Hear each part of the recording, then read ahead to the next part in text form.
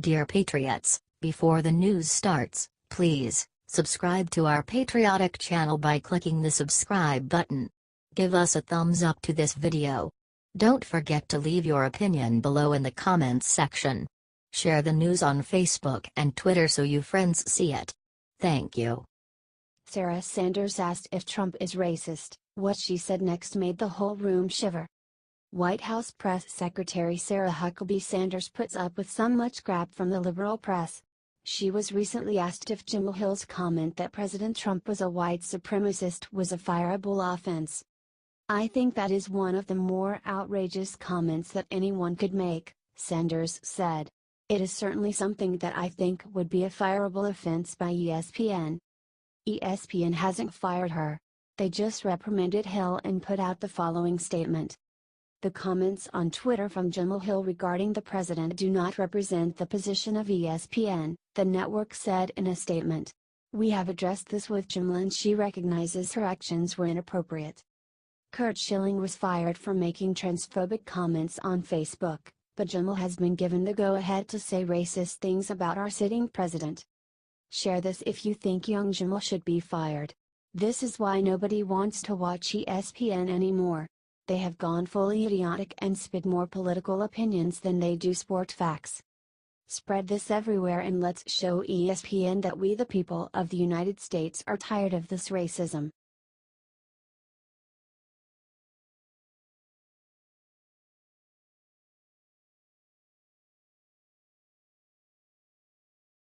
Terrifying. Clinton's analysis of 1984 will make you thank God she isn't president. Hillary Clinton's new book, What Happened, came out this week. For some reason, people are actually reading it. But those who are reading are bound to find something absolutely insane. In her book, Clinton references 1984, a story about an oppressive government controlling the thoughts of its citizens, and Clinton sides with the government. So let's get this straight. When Clinton read 1984, she thought, uh-oh. This is going to make people distrust government? That's the point. Clinton is so obsessed with big government, she automatically assumes they are people we need to rely on. She doesn't realize that policing thoughts makes a government evil. Maybe that's why her party wants to mandate PC culture. They don't realize how destructive thought police would be to a free society. Thankfully, this woman never made it to the Oval Office. If she did, 2016 might have become 1984. Share so the world sees what the liberal establishment stands for. Clinton may never become president, but there are more like her.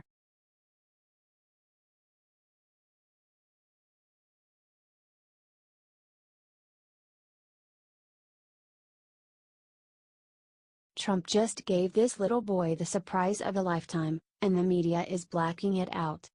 The little boy who offered to mow the White House is finally getting a chance to because of Donald Trump.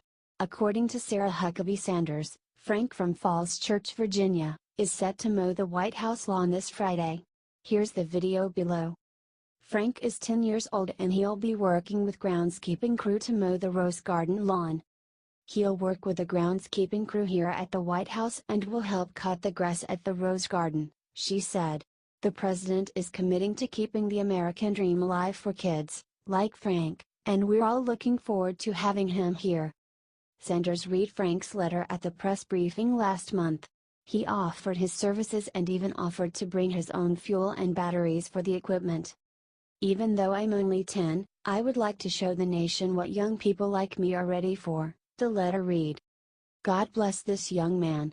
It is great to see that our president is going to help him out and make his dream of mowing the White House lawn possible. The media is intentionally not showing this story. Please help get this out with the following 2 steps. Comment God bless our president below this post on social media. Share this with 3 Trump voting friends that you know. We have to keep fighting the media. We cannot let them black this out.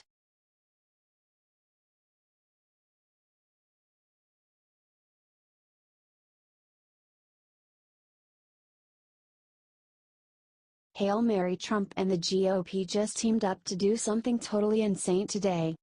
It has been a rough road full of disappointment for the Obamacare repeal effort.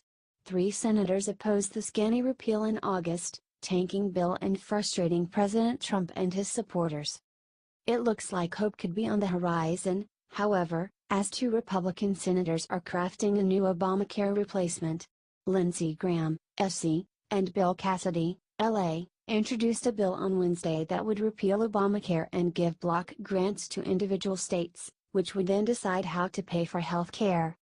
President Trump did not address the specifics of the plan, but was happy the repeal effort was moving forward, saying, "I applaud the Senate for continuing to work toward a solution to relieve the disastrous Obamacare burden on the American people.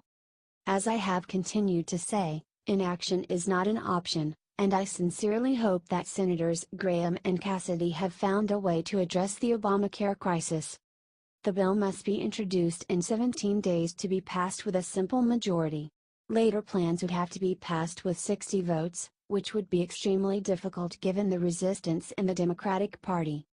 4 Republicans are co-sponsoring the bill, and Dean Heller, NV, and Ron Johnson, Y, have also signed onto it.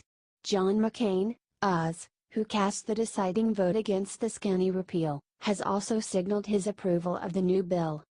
This is great news. President Trump is on board, and it sounds like we may be rid of Obamacare by the end of the month." H.T. Bloomberg.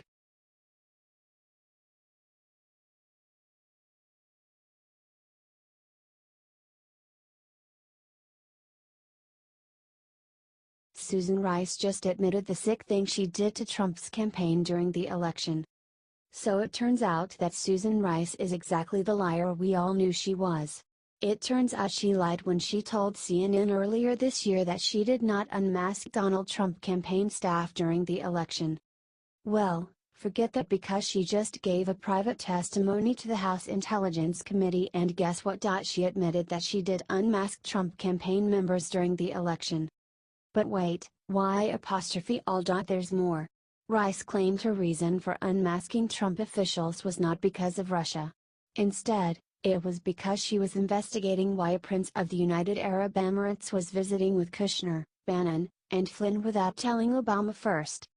So apparently their whole investigation started with a search into a Prince of the UAE and then jumped to Trump and Russia. The UAE said that the meeting was simply an attempt to build a relationship between the future President of the United States and their country.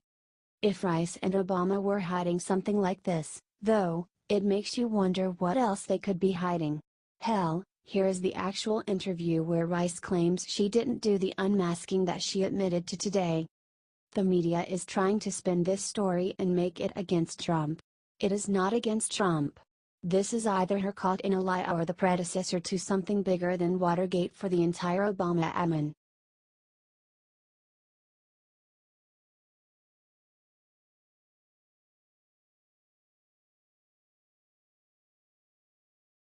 Reporter asked Sarah Huckabee what Trump has done for bipartisanship. Her answer made him gasp. Pretty much everyone in America saw Trump's deal with the Democrats last week to get hurricane funding as a smart deal from a president who wants to work with Congress for America. Everyone except the media, apparently. During Sarah Huckabee Sanders' press briefing today, one of the reporters decided to go after Trump for working with the Democrats. He was trying to spin it like Trump was failing the Republicans by working across the aisle. Then Sarah struck back. Sarah Sanders said that President Trump has done more for bipartisanship in America in the last 8 days than President Obama did in all 8 years.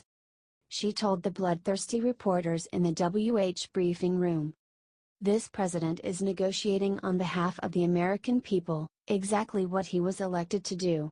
The idea that you keep trying to distort this into a bad thing is exactly why this president was elected. They were sick and tired of business as usual. They wanted somebody who would break up the status quo, that would bring people from both sides of the table together to have a conversation. This president has done more for bipartisanship in the last 8 days than Obama did in 8 years. But, knowing those reporters, they were not gonna let that go. They can let someone smear the name of their Supreme Chancellor Obama like that. Instead, one of them asked in what ways Trump was more bipartisan than Obama. Sarah was ready for them, too.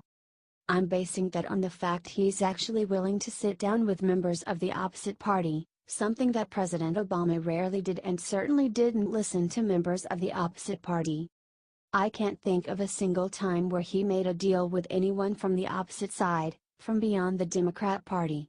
This president is committed to do that. He hasn't just done it once, he's continuing to do that. And President Trump really is keeping his bipartisan outreach going. Tonight he has a private dinner with Pelosi and Schumer to get the ball rolling on tax reform.